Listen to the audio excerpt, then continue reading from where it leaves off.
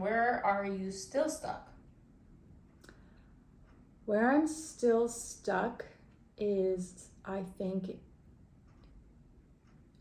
with speed. At what speed I'm going towards my goal. I think I'm still tiptoeing. And elaborate on that a little bit, like what you mean by that. And then why? Well, when we go back to the conversation we had about people in your life and how your growth affects them, for me to go from 0 to 60 and flip exactly what I know needs to be flipped, the actions I need to take that I know, I'm scared. Okay. What actions scare you most? What's the number one action that scares you most? Devoting more time to myself and not being there for the ones who need me. And why do you feel that you're stopping yourself from doing that then? If that's the number one action you need to take, and you've been on the cycle now, you've noticed this hamster wheel for a number of years. Because I won't be as accessible. And what's the fear behind that? Them falling. And if that happens, what does that mean for... How does that make you that feel? Would stop me. That would probably you? Stop me dead in my tracks. If they fall. Yeah. Okay, so what's the attack? How do you get... What's going to be the action plan to get over that attachment? Because the attachment to that is what's been keeping you, ironically, stuck for the last... in the hamster wheel. So this goes back to... Well, what if I got permission? What if I had an outward conversation and say, I want to spend more time over here, this is what I'm going to do? And what if you didn't get permission? Then what is your why big enough to let... Because in a previous session, one of the things was, like, is your why big enough that you would cut that off, or is that person going to keep you there because of their fears? So someone else's fear is going to cripple you from living your life. Yeah. And that's the attachment. So what would happen if they don't give you permission? I'd have to make a decision. And is that more okay? So, and what would that decision be? Because that's the fears. I think I would choose me after this whole exercise. I am choosing me. I think where I'm still stuck is, like I said, this taking that leap to just do me. At 54 years old, not being able to just make decisions for myself. Is it a belief about selfishness that's ingrained? Is it a belief about family that's ingrained? Or other people's judgments on you for doing that? Do you feel... Well, actually, I don't think the judgments would be a thing because these people tell their opinions and their judgments anyway. And how do you feel about that? I guess I can't control how they feel and what they say. I can only control my reaction to it. So this goes back to that original thing of permission and working through that scenario. So if you do not get permission from this person to live your life, are you going to be continuously a prisoner to it? Right. What's going to be the plan to work through that? Because the number one action thing that you need to do, that's the irony, is what's exactly holding you back and keeping you on the wheel. Yes. So that's where we're stuck, is literally cutting that cord. Yeah. To get off the hamster wheel. Otherwise, there is no action plan to ever get off the hamster wheel and the whole thing. So we can grow, but if there's no actual plan, so it's a time. But what is Lisa going to do to, right? It's almost like shoot the gun to start the race, right? You've been in warm-up sessions in rehearsal on the hamster wheel. When are you going to get on the track? Right. Yeah. So what has definitely come from this course is the recognition that I thought I was here and I'm here. So in order to be here, I need to just let go and choose me.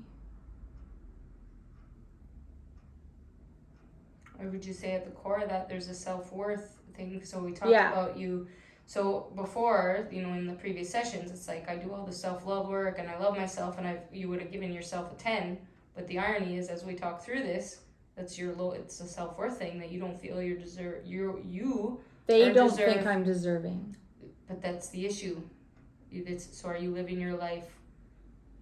You can't change anyone. That's the point. Right. You're never going to be able to change anyone's opinion of you. Every human in the world needs to I guess it's the understand. concept of ripping off the Band-Aid. I'm not a Band-Aid ripper. I'm more of a ease and flow right. kind of But person. It's also a way of avoiding reality that you can't change someone else. All of us have to understand we can't change our children.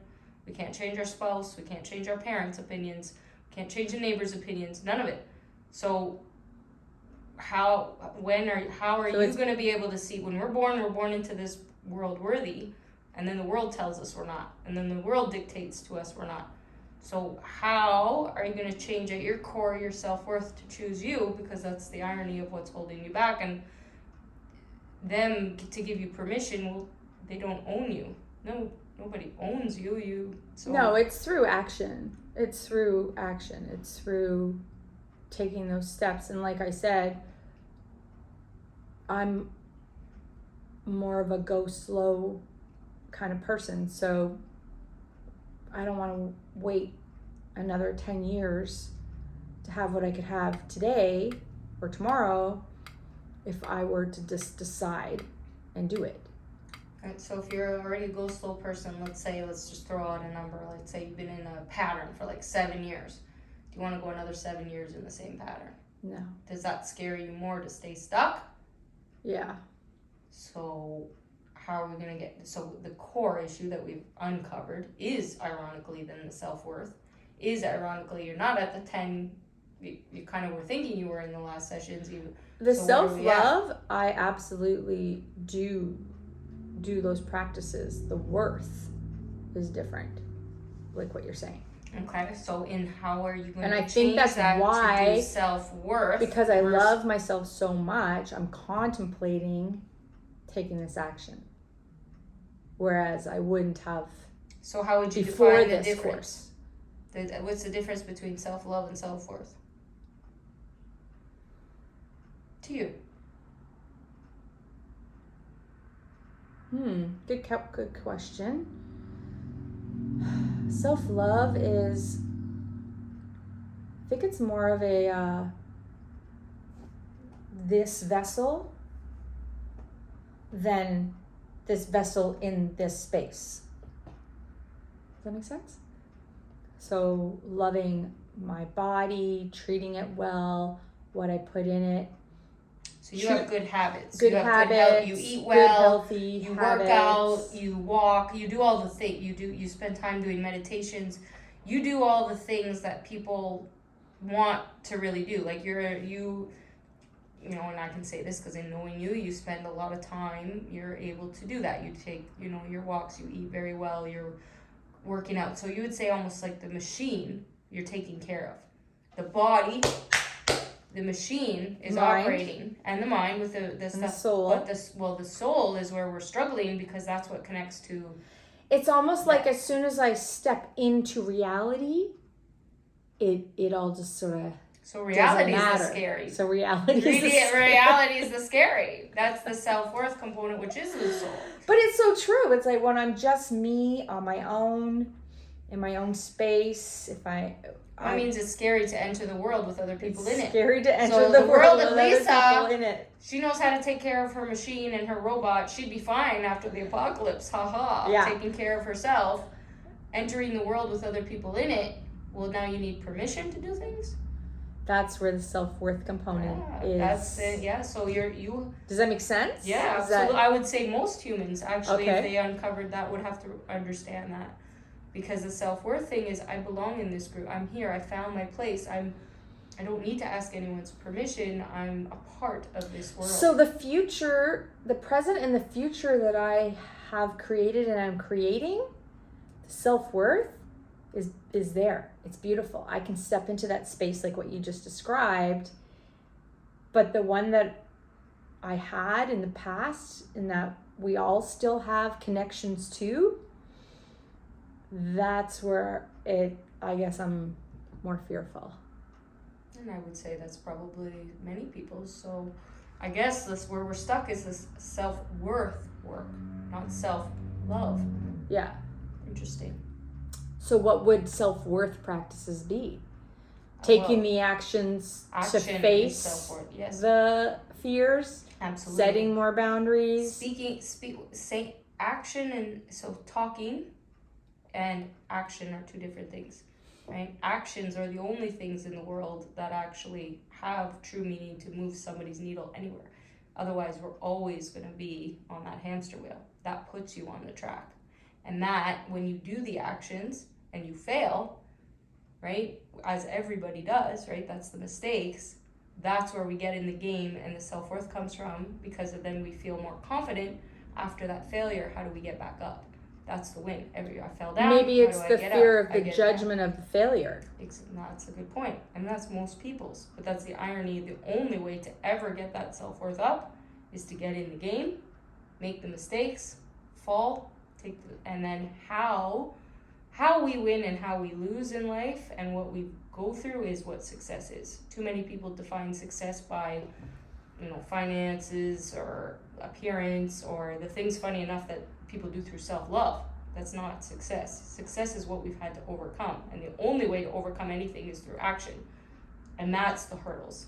You get on the track, you have a hurdle.